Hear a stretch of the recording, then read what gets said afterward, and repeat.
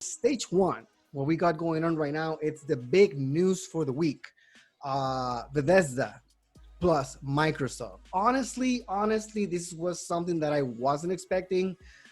Were you expecting this, Manny? Dude, nah, man, this completely came out of left field, bro. Like, and just days after the PS5 showcase, which is freaking crazy, dude. Out of freaking nowhere, man. Like I was like already super happy with what I got from Microsoft, and then we cover up Sony's showcase, which was really good. I mean, I like that showcase. And then all of a sudden, Microsoft came out, boom, with this news. I forgot everything about Sony. I don't know what Bro, happened over there. Like, for real, dude. For like real. yeah, like the conversation just shifted, and this is good. I'm actually loving this generation of competition. It's like one week we're talking about one of the guys, then the other day the other week it's about PlayStation Xbox. It's great. It's great. It's competition is good. It's good for us. But now this acquisition though, it's kind of again out of nowhere. I at first I didn't know what to think about it, but I want to ask you, Manny, before I jumped in, because I have my thoughts and I'm going to share my thoughts, but I want to ask you first because I want to know what you felt when did this happen. I know you are more inclined to buy a PlayStation. I mean, I get it. Most of us are. I was too. I never bought an Xbox before. I'm always been like my PC and then my PlayStation. Yeah. But I want to ask you, when you heard about this, what do you think, man? Is this good or bad for gamers, and why? Gamers overall, man, I feel like it's gonna be a good thing because at least now they'll be able to have more stuff to play in terms of like that part of the aspect. I guess I mean I'm gonna try to sound unbiased as possible because like you said, I mean I am more into the PlayStation, but I mean I gotta pay respect where it's due because yeah, Microsoft just came out of nowhere with this and they spent a ridiculous amount of money acquiring this. So in their way, man, it's a 7.5 billion. dude, man, that's like I can buy you type money, man, like legit. But nah, man, that's like it came out of nowhere, dude. And I mean, it's gonna be a good thing overall because yeah, like I said, they're gonna have more stuff to play now. They're not gonna be restricted in terms of like if it's gonna be exclusive to them or not, but they'll have more options to play like different type of titles now.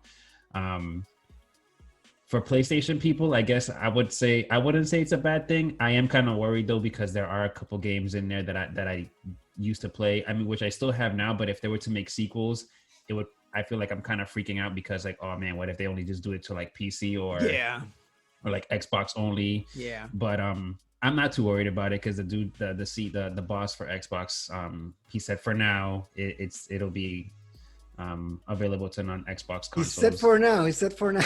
Yeah, but that's on a case by case basis. But that can mean anything, dude. Like that. But I think it's a good thing just because like Microsoft is finally getting on their. They're getting on track. They're building traction, and yeah, they just want to. And I feel like they're not done, man. I think they're going after a lot more people that we probably don't know about. But as of now, it's a power move on their end, and I think it's a good job. I'm gonna put a pin on that you just say that it's not the only thing that they're gonna do because there's something that is going on the internet, but I'm gonna leave that for the end of the video. Okay. But for now, I'm gonna respond to that question. Is it good or bad for gamers? I believe it's good. I'm kind of a big fan of Elder Scrolls. So to me, Bethesda and Microsoft, it's amazing. I mean, I'm a PC gamer. I pretty much always have to wait for those games to hit PC. Like first come release in PlayStation, Xbox, and then I have to wait for like a year for me to get them. Now, if I can have them day one, amazing. So to me, that's good. I don't know, and I understand where you're coming from. You say you're worried about you having a PlayStation and this company is belonging to Microsoft. In a way, I don't think it's on their best interest to hold those games for PlayStation users. And the reason why is because I believe Microsoft knows that if they shut down PlayStation users, that's a big chunk of the gaming community. You know what I'm saying? So I believe they want to recoup this money as fast as possible. It's 7.5 billion. Yeah. I don't think they're in the position right now to just say, hey, I'm just gonna. They could because they pockets Microsoft, but I'll say it's not the business savvy things to do in this case. I believe they just make them accessible to the most people as possible. And that's another thing that I want to discuss. And this is the reason why I think this is amazing. Accessibility. This is the word that I've been repeating here and there, especially the head of Xbox, Phil Spencer. He's been saying Yeah. like, hey, I just want to make the games as accessible as possible to as many people as I possibly can, which is a great idea. They put this service, basically this service is a monthly subscription. I'm talking about the Game Pass, of course. And if you can have games they want there that many people sometimes don't even have the money to buy it, they want, or they just they say I'm gonna buy it later. They forget because the game becomes old, something new comes out, and they're missing on so many good games. And that doesn't help anybody. If everybody can just say, "Hey, listen, let's see what's on right now." Like when you go to Netflix, let's see what's on right now. And I open that and say, "Oh, look at this game." I didn't play this game when it came out, but awesome, it's there. Then just hit play and played it just like that. Man, it just changes the landscape completely. You're making people just able to access to those games that pretty much if there was these barriers of for paying wall, they And it's won't gonna look be at them. through anywhere, dude. Like you mentioned, accessibility, man. It's gonna be on your laptop, your desktop, your cell phone, dude, your tablet, like everywhere, man. Which is gonna be nuts, dude. Like Yeah, it's a no. This is, you know what? This is a power move on Microsoft. I have to give it to them because it's very rare that they have these W's that come out of nowhere. And yeah. yeah, man, I, I'm gonna be on as unbiased as I said, but yeah, man, this is it. They know what they're doing, man. Like this is crazy, dude. It's I very just well I can't. thought. Oof. It's a strategy that I honestly I wasn't expecting this. Like I knew that they were been working on Game Pass for a long time, but I was always one of those guys that says, "But what games are there? Or does Microsoft have any games?" There's no way I can say that anymore. I mean, Microsoft has games. They have them, and they have like almost more than 20 studios right now working for them exclusives. Mm-hmm.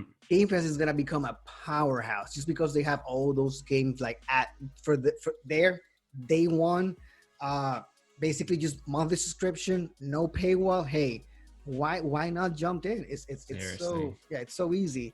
Also something else that I want to talk about this, and again we'll get back to this topic as we unravel more. Like I said, this is just hits like the news. I believe like a couple of days ago was it? Yeah, like 3 days ago, 2 3 days ago. So that Yeah. by the filming of this video, so basically we are like trying to still figure it out what's going on.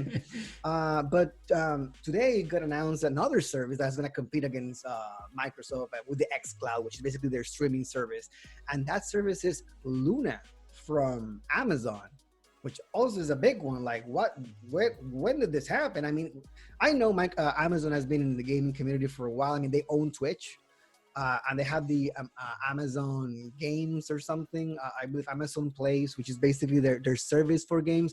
Oh yeah. Not a big library. I mean, a few games here and there. That's far as I'm concerned. I got it, but nothing that attracts me, to be honest. So we'll have to wait and see what do they come up with. It's another company that has very deep pockets like Microsoft. So there's some titans here, man. We're talking about xCloud, which is Microsoft, deep pockets, Stadia, Google, deep pockets, Yeah. and then Amazon's Luna. What's gonna happen, Manny? What do you think is gonna happen with all these companies right now competing with their streaming gaming services? I think this at this point, it's like, yeah, you just see a lot of these gaming. Like for the record, like we both just found out about Amazon Luna like today. Like so when this launches out and we're talking about it, like this is like before we even went on, and we were just like, this news just came out of nowhere. Yeah, And like as soon as you said that right now, man, I'm like, dude, this is it's not. I don't think it's a battle of like being the best gaming streaming service out there right now. It's pretty much which company is going to end up getting the most developers on there and to be the top. And right yeah, now, to be honest, Sony's up there, but Microsoft already just made a huge leap because they got ZeniMax Media, they got Obsidian Entertainment, which is they made some banger games in that development. They just yeah. got Bethesda, EA, which is, dude, that's insane right now, man. Like I And said, I'm pretty sure I'm missing one, but it's it's not crazy, theirs, but basically it's like a partnership, which dude. I It's believe they're gonna keep making partnership with some people when it comes to accessibility to games. Yeah, but yeah, man. I mean, it's a battle of who's gonna get the most developments and come out on top with their like best pricing monthly, best Yes. subscription pricing on a monthly basis. Who has those bangers?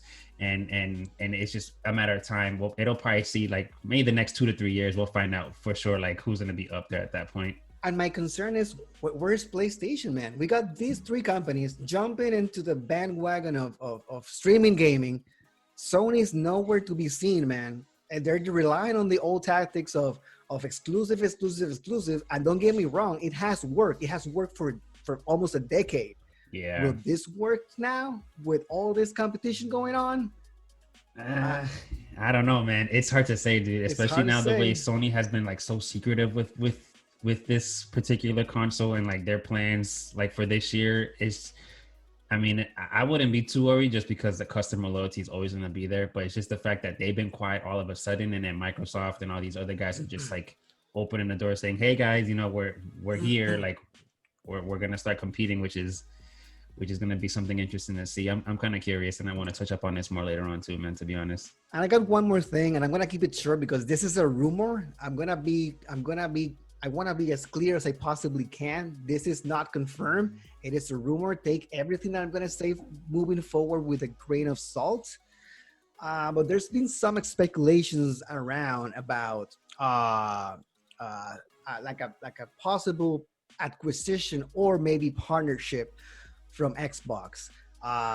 They're saying on the internet that maybe that there's basically like hints here and there about some pictures, some announcements, some secret coding and theory crafters that have been like looking at social media. I know that Xbox is really like famous of dropping like hints here and there, like secret hints for people to snatch, like Easter eggs, that possibly Xbox and Sega are in communication about a possible partnership or acquisition. Nobody knows yet. This is not even confirmed, but there's a lot of rumors on the internet. I heard this news from a channel that I watch, Young Yeah. He's an amazing YouTuber. If you guys have the chance, go check it out. I'm gonna give a link in the description below on this YouTube video for you to check that episode. Yeah, that channel out, and that video that he talks about this in a better way that I'm doing it right now. He gives you like all the details that he's done during his investigation, of his research. But yeah, man, I mean, if that happens, and again, this is me speculating, that happens, dude, that's it. It's done. It's like they now own a mascot, an iconic mascot, like freaking Sonic. And I mean, again, speculation, just a rumor. Really interesting rumor though, because it's like they haven't said that they're done with buying things, and like you said, man, I don't think they're done with acquiring studios and stuff. So everything right now, with the amount of money that I saw this deal go with, everything is within the realms of possibility.